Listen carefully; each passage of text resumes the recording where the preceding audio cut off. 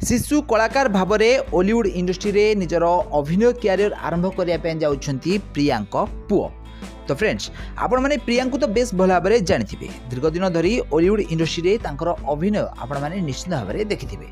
ताले प्रिया एबे तांको पुओ को छोट बेलू ही अभिनय शिखई आउ छोट बेलू ही पुओ को शिशु कलाकार भाव में ओलीवुड इंडस्ट्री रे अभिनय करियार सुजोग देबाक जाउछंती। ताले प्रिया तांको पुओ को आगामी गोटे ओडिया चलचित्र रे गोटे शिशु कलाकार भाव में अभिनय करने जाउछंती बोली सुनियाक मिलुछि। तो आपण माने प्रिया को तो बेस भल भाव में जानिथिबे दीर्घ दिन धरी से ओलीवुड इंडस्ट्री रे अभिनय करि आछंती। ओडिया सिनेमार हिरोइन भाव में से सारा ओडिशा रे बेस परिचित।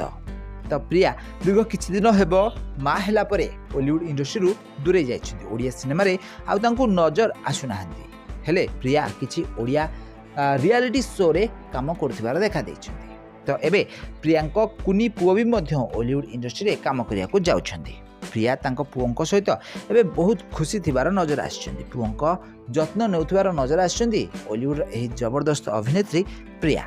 ताले फ्रेंड्स आपण माने प्रियांक तो बेस भल भाव में जानिथिबे तांकर बहुत सारा सिनेमा आपण माने निश्चित भाव में देखिथिबे।